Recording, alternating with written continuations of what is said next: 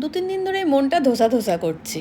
আর ধোসা খাবো এটা ঠিক করেই বাড়ি থেকে বেরিয়েছি। আর ধোসা মানেই নন্দন। দিনটা ছিল কালী পুজোর পরের দিন। বেরিয়েছিলাম ঠাকুর দেখতে, কয়েকটা ঠাকুর দেখলাম।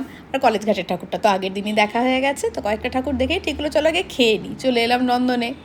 খুবই ভিড় ছিল, হাতে একটা গেট পাসও ধরিয়ে দিল। দাঁড়িয়েই ছিলাম, ঠিক করেই গিয়েছিলাম একটু দাঁড়াতে হলে দাঁড়াবো, কিন্তু আজকে ধোসাই খাবো, তো বেশিক্ষণ না, 15 মিনিট মতো দাঁড়াতে হয়েছে।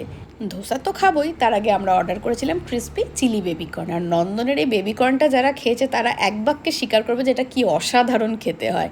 আজকেও দুর্দান্ত হয়েছিল। তারপর চলে এলো আমাদের পছন্দের ধোসা। আমি নিয়েছিলাম অনিয়ন মশালা ধোসা, আর সৌভিকের ছিল মশালা ধোসা। বাবি আমাদের কাছ থেকে একটু টেস্ট করবে, কারণ ও অর্ডার করেছিল পাওভাজি, কারণ ওর পাওভাজি ভীষণ পছন্দের। আর অন্যান্য দিনের মতোই ধোসাটা দুর্দান্ত হয়েছিল।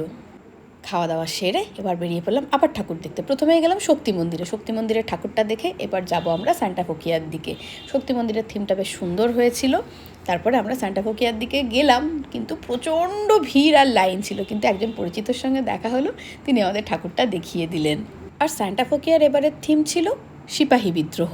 এখানে কত যে পরিচিত মানুষের সঙ্গে দেখা হয়ে গেল। আসলে সান্টা ফোকিয়ার ঠাকুর দেখাটা তো কেউই মিস করে না, না? আজকেই মোটামুটি সবাই ঠাকুর দেখতেও বেরিয়েছে। যাই হোক, খুব ভালো আমাদের দিনটা কাটলো। এবার চললাম বাড়ির দিকে। দেখা হচ্ছে পরের একটা নতুন মিনি ব্লগে, ভাইফোঁটার মিনি ব্লগে।